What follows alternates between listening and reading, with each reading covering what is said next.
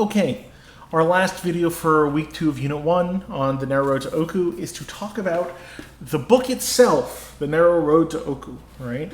What it means, some general context, what it's really about, what it's doing, where it falls in Basho's life. At the end of last video, I mentioned that there is one other specific thing besides the kind of linguistic and cultural differences that we have to get through on a base level to translate anything, but especially in this instance, the Japanese to English in the poetic, that there was one more that I would bring up. And it is very important to kind of contextually plant here, right?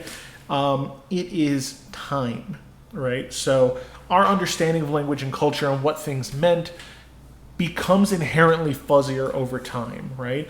What did this thing mean in a given time, right? Did it have the same implication? This word was used for this and does it mean the same thing now, right?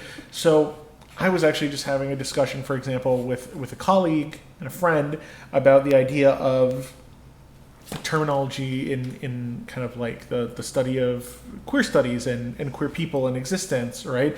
So like as a trans person, you know, trying to look back through things, there's a lot of push in the kind of the anti-trans, anti-queer community to say that this is a new phenomenon, right? Well, we know that's not the case for a variety of reasons, but we can go back and look at work historians are doing, and they're like, yes, well, what we would now call, you know, a transgender identity of some sort, right, or a person undergoing a trans experience, right? Yep, here's a person who is definitely going through them by every marker. It's just that we didn't have this term for it at the time. Right? So, oh, okay, cool. So this thing did exist, but by the way that we've recorded history and who gets to record history, things go missing, context get lost, things become folklore and pass out of the vernacular and understanding. So we have historical linguists who do a lot of this work to unpack these things.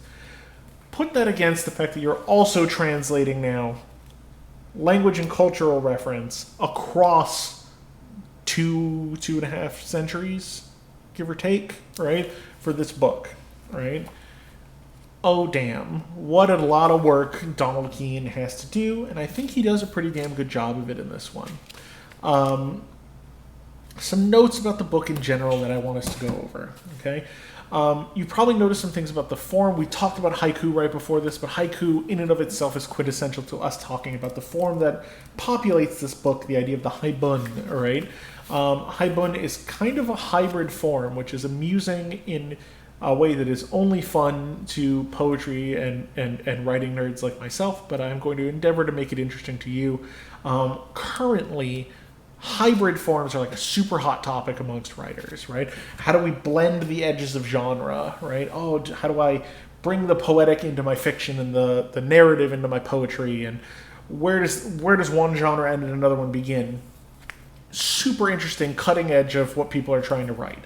This is already doing that in a really interesting way, right? It's prose and poetry, but it's prose that's sometimes lyrical and sometimes not necessarily intentionally lyrical, but it's still contemplative in ways that are very, very Japanese, right? Very inherent to poetics from the era and the place, and then also very Shinto and Buddhist and Basho, right? Where he has a very keen understanding of the world around him. The basic way I describe this book to a layman is that this book is a travel log, right? Like if you kept a diary of your journey, right? This was Basho's, of a journey he took late in life from Edo, which if you haven't been aware up to this point, I'm very sorry, is Tokyo in the old era before the Restoration and many, many fires that burned the city down over and over again until they got really good at building the city to not catch on fire. Took a while, right? But to Oku, right, which is on the same island as Tokyo, farther north, up on the island, kind of in the interior. So coming from the coasts up until the colder part of the north. And if you didn't know, for Japan, if you head up to like Hokkaido and stuff, the northern island, it can get really damn cold in Japan. Like you have a big range of climates. Most people just have like an idea of what they think Japan looks like. Much like the US, it spans a skew of climates on a large north to south axis. So he was taking a big long journey, right?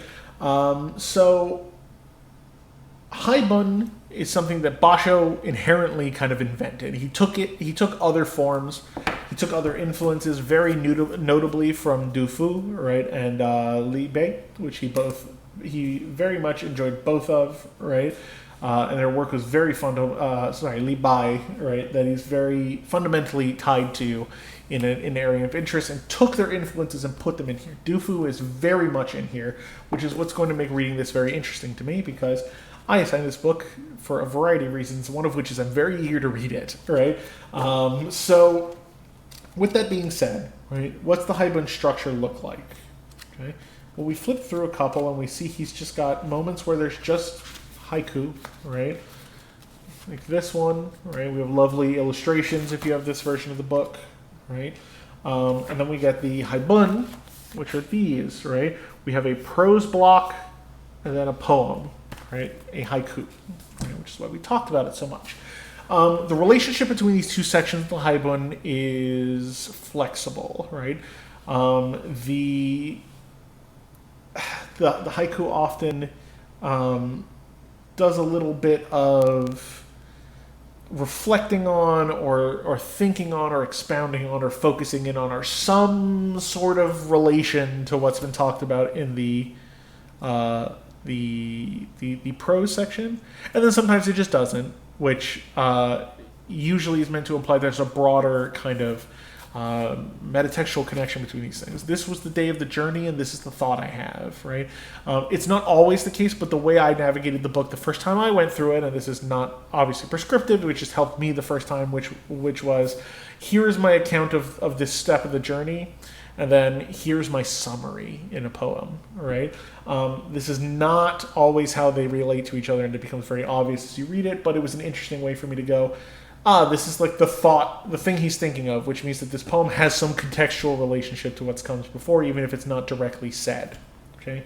They're there together for a reason, if only just chronologically, right?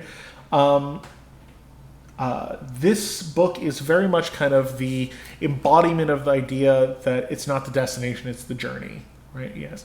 It's not an ode to Oku, it's all about the journey to Oku, right? Loving the journey, learning to look at and appreciate it, be in wonder of and examine and meditate on the spaces around you as you journey and the people you meet and the things you see. Again, very quintessentially Buddhist and Shinto, right? Very Japanese, right? And in a similar way, going back to Du Fu's heritage that we will get to, very, very much in line with the poetics of the general region as they interacted with each other, okay? At least for the time and the proceeding. Very influenced, like I said, by Du Fu. I mentioned before that Chinese, Korean, Japanese, and many of the other cultures in the area often intermingled their literary histories in interesting ways. People were reading each other. Japan was not fully isolationist yet, so it was still learning from other places, right? And vice versa. You'll see this a lot across the mythological and the literary.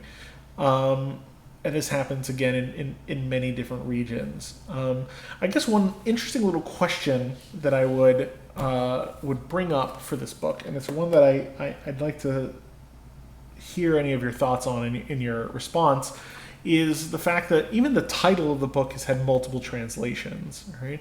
And on a very poetry nerd level sort of way, it makes me think about it a lot. Like, what does that do to the book, right? Especially with the idea that Basho was much more considered, much more into the journey than the destination, at least in general. But for this book, the point is the trip. I believe the quote is essentially translated to something like the journey is home, right? So the traveling itself is the act of being home. It's the place of comfort. So it's got things with to Oku, right? Oku is often,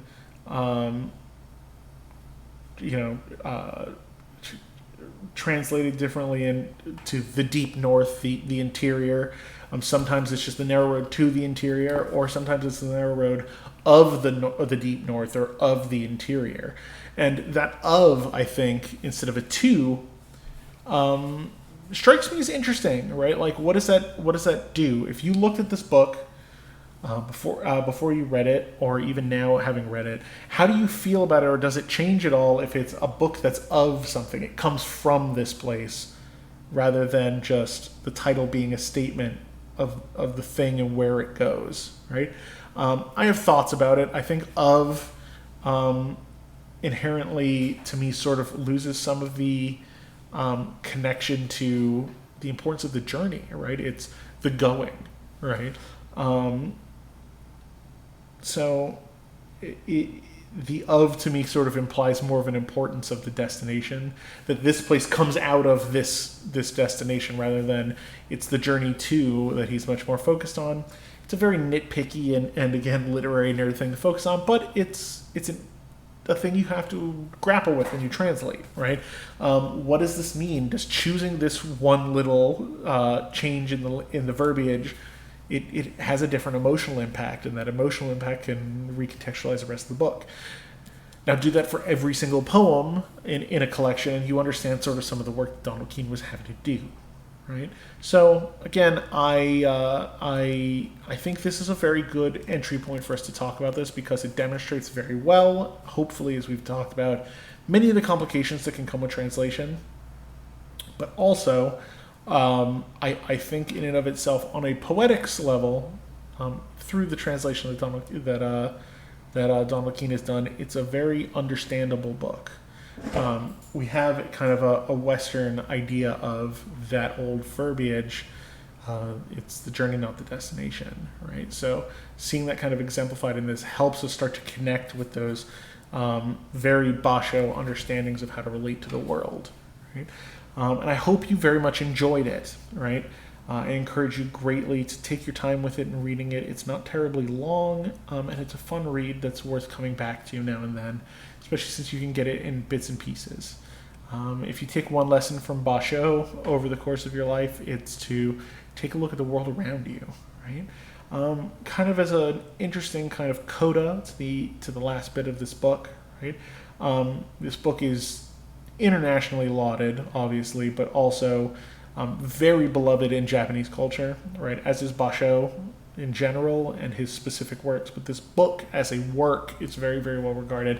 It was published posthumously. Basho had already passed on by the time this was published, shortly after his death in the early parts of the 18th century. So we're entering kind of the home stretch century for pre-Meiji era. But yeah, so Basho passes, and this is then published, right? Interesting notes. We have a good idea of most of, if not all of the stops that he took and wrote about in here. There's a long and well-chronicled history of places in Japan, right? Connection to the geographic through Shintoism and faith and philosophy and its connection therein. They're well documented. You can take very interesting tours where you follow Basho's route, right? They're like, yeah, he probably went this way based on the Narrow to Oku, if these things are in order. Here's this 3-day tour you can take where you walk this route, or you get to this section, you walk this section. There are shrines and monuments up to many places that he went. His grave in itself has a lovely little shrine to it, a very beautiful little headstone, and kind of the existence of it as part of the physicality is where it's kind of landed in a outsider looking in sense. Like, it's become part of it's become a big part of so many other people's journeys, which I would hope would entertain Basho in some way, right? So many tourists come to enjoy the journey of going to Basho, going along Basho's route. Though I do often wonder if he would find difficulty with the fact that someone has turned his journey into a destination. In any case, I hope these videos have been helpful for you guys. We're going to be moving on to our next book for next week, right? So go ahead and pick up Dufu, right? Pick that up, and in preparation for some stuff we're going to talk about going down the line, also pick up the Aristotle book, if you would please, right? I'm going to spend a little bit of time with Dufu, right, for 2 weeks. We're going to unpack this a little bit. You have some Aristotle's poetics things that we're going to unpack a few times over the semester. but namely a particular focus that we want to have interest in, that I think is a neat conversation for us to have about translation. And then we're going to go forward in time many hundreds of years to living memory for some people, and then halfway across the world to Turkey to talk about Hikmet after that, in all likeliness. But we might bump back accordingly to another. So for the time being, the only one you immediately need to have for the next unit is Dufu and Aristotle. Okay. With that being said, again, I hope you guys enjoyed. I'm very much looking forward to reading through your last responses. I'm going to start grading and verifying roll at the end of this week. So I believe my deadline to get your roll verification is the start of next week. So please have done at least the first 2 assignments. Have them done and uploaded by no later than this Sunday, or you're probably going to end up getting dropped from the course, and it's going to be a hassle. Okay? At any rate, again, I keep saying goodbye, but either way, thank you guys so much, and I'll see you guys for the next unit.